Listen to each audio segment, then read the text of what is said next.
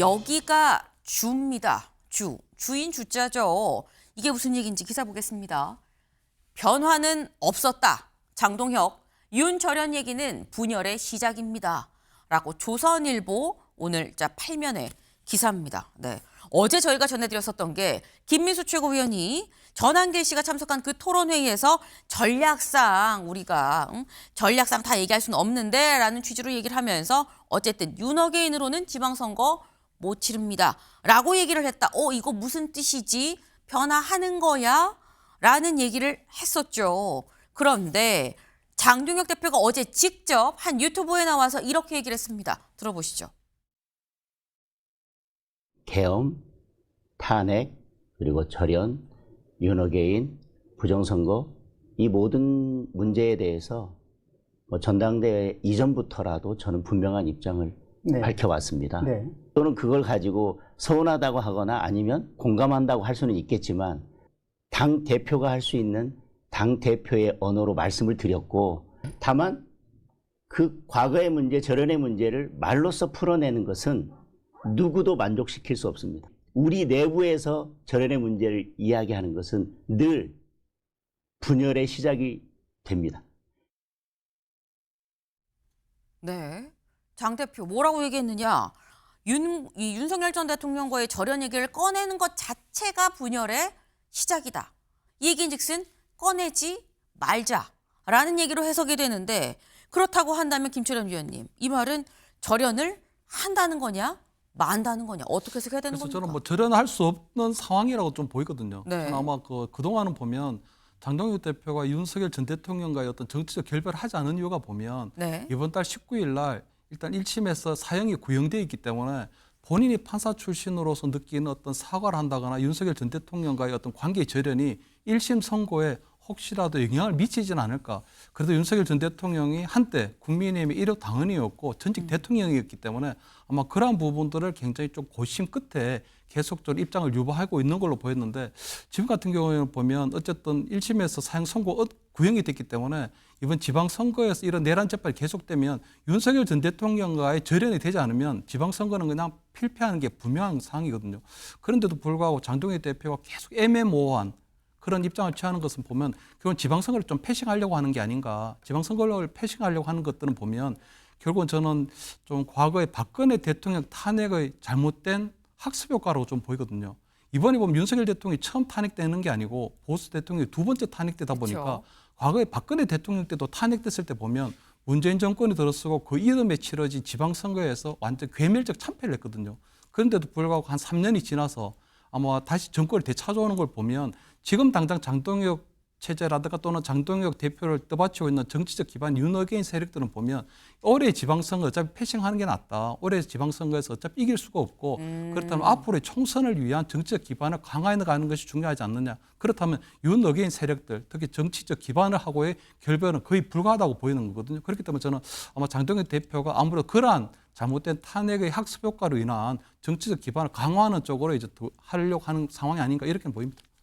사실 굉장히 조근조근 침착하게 말씀하셨습니다만 당대표가 지방선거를 패싱하는 것 같다라는 엄청난 얘기를 또 안에 넣으셨어요.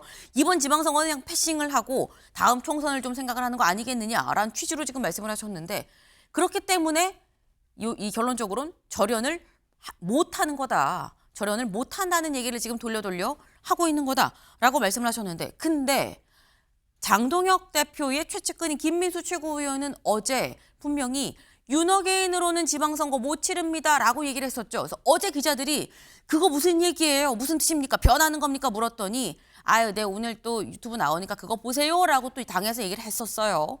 뭐라고 얘기했는지 직접 들어보시죠.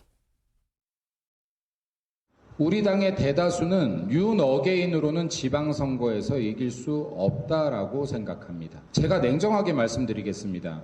여러분들의 구호는 윤어게인 세력이라고 한정지어져서는 결코 안 됩니다. 대한민국 1020, 30 대다수의 목소리인데 이것이 폄하되어서 사람들에게 한 줌 윤어게인 극우 세력이라고 프레임되어서는 절대 안 됩니다. 다시 보기를 했더니 지지자분들께서 화나실 수도 있겠다는 생각이 들어요. 근데 당연히 선거 전략이 필요하죠. 우리가 지금 목적하는 것은 선거를 이겨야지 다 이룰 수 있는 겁니다. 선거에 이기지 못하면 선거제도를 개선할 수도 없고요. 윤석열 대통령 석방할 수도 없습니다. 맞습니다. 냉정해야죠. 선거에 이겨야죠. 윤어게인 세력을 플러스라고 하잖아요. 여기가 주예요. 엄청난 국민들이에요. 지금 이 수많은 길거리에서 나와서 소리내고 있는 사람들을 하나의 세력으로 폄하해서 이 가두어지게끔 하는 것이 싫다라는 겁니다. 다 같이 외쳤던 이 외침을 수포로 만들고 싶은 마음이 없습니다. 이겨서 진짜로 변화로 연결시키고 싶어요. 미래로 연결시키고 싶습니다. 네, 어제 유튜브에 나와서 뭐라고 했느냐. 내가 말한 걸 내가 다시 보니까 좀 오해를 할 수 있을 법한 느낌으로 좀 보실 수 있겠다. 근데 여기가 주입니다. 여기 윤 어게인이 주인 거고 그 주변으로 플러스해서 나가는 겁니다라고 지금 얘기를 하고 있습니다. 송영훈 변호사님.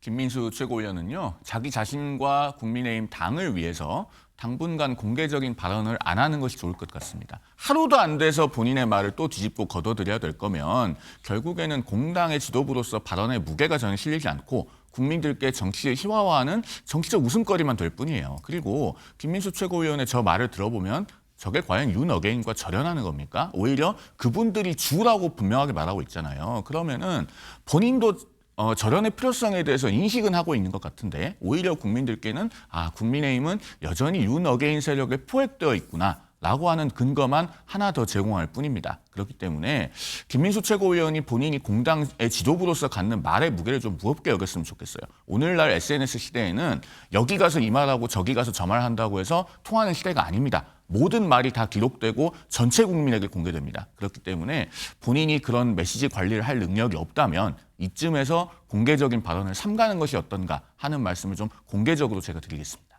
네. 어제 말과 오늘 말이 다르다는 게 이게 많은 얘기냐 공당의 최고위원으로서 이러면 말하면 안 된다라고까지 말씀을 하셨어요.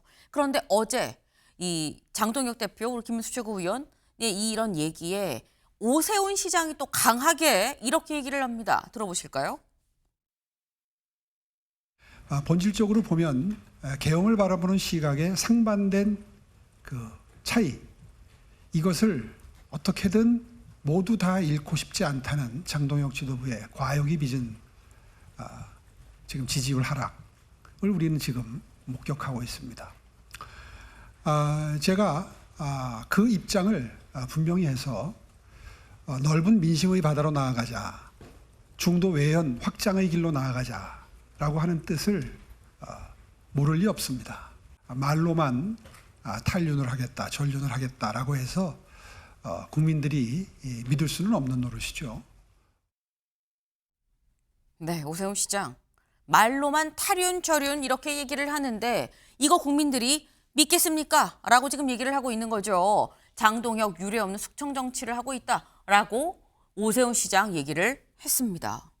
근데 이런 오세훈 시장의 얘기에 기자들이 장 대표한테 가서 물었어요. 아니 오세훈 시장이 강하게 비판하던데요. 어떻게 생각하십니까? 라고 했더니 장 대표는 또 이렇게 얘기를 합니다. 들어보시죠.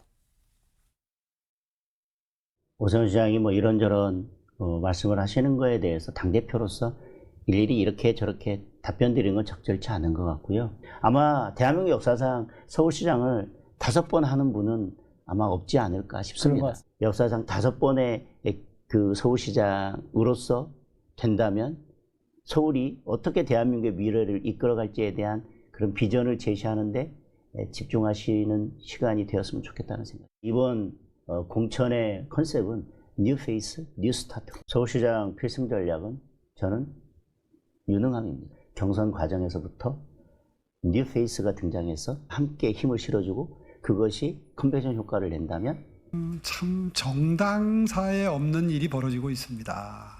숙청 정치. 이건 정치가 아니죠. 그냥 웃습니다.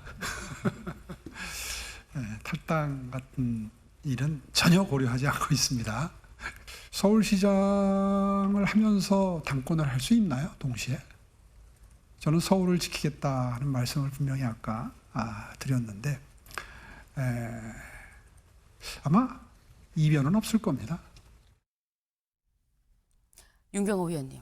지금 얘기를 들으면 서울시장 5번 하는 분이 있나요? 라고 얘기를 하면서 이번 공천은 뉴페이스입니다. 기준이. 라고 얘기를 했어요. 그럼 이거는 공천 가능한 거야? 라는 생각도 듭니다. 아니 저한테 아마추어가 봐도 안 주겠다는 의미 아니에요? 저렇게 말하고. 그러니까 장동혁 대표나 아까 김민수 최고위원이나 뜨거운 아이스 아메리카노가 가능합니다라는 것 같이 저에게 보여져요. 아니 윤 어게인으로는 선거에 못 이깁니다. 중도 외연을 끌어들이지 못합니다. 확장 못합니다. 그래놓고 돌아서서는 지금 다른 얘기하는. 그러니까 장동혁, 김민수 이런 정치인들이 지금 하고 있는 거는요. 이 제도권 안에 진입을 못한 극우 정당을 지향하는 정치인들이 보여주는 모습을 그대로 지금 보여주는 거예요. 근데 장동혁이란 대표는 지금 제1야당의 대표잖아요. 제도권 안에 있을 뿐만 아니라 이미 뭐 대한민국 정치의 사실상 반을 지금 제도권 안에서 차지하고 있단 말이에요. 그러니까 여기서 생기는 엇박자가 있는 거죠. 어떻게 제도권 안에 제1야당이 당장 눈앞에 있는 선거를 좀 포기하고 있다 이런 평가까지 듣는다. 이건 정치를 제대로 하고 있는 게 아닌 거죠. 그러니까 중도 외연 확장, 중도 포용 이런 얘기가 왜 필요한지를 한번 생각해 보십시오. 불과 지금 1년이 지났습니다만 이 비상계엄이라는 그리고 지금 이게 내란이냐 아니냐라는 거 가지고 아직까지도 논란을 벌이고 있는 이런 제1야당의 모습이다. 이게 아니라 잘못한 건 잘못된 겁니다라고 인정을 하고 그 다음에 이번 선거에서 저희를 표를 주세요. 이래도 지금 부족할 판인데 과연 지금 하고 있는 모습은 거듭 말씀드립니다만 극우 정당이 제도권 안으로 지금 진입하기 위해서 발버둥 치는 그 모습이 지금 장동혁 대표의 모습인 것 같다는 생각이 들어요. 네. 일단 말씀처럼 오세훈 시장 공천 받기가 아주 쉬워 보이진 않는다라는 생각이 들죠. 그냥 경선에 들어간다고 한다면 현격한 차이로 압도적으로 이기지 않으면 공천도 어려울 수는 있겠다라는 생각도 살짝 드는 대목이 보이네요.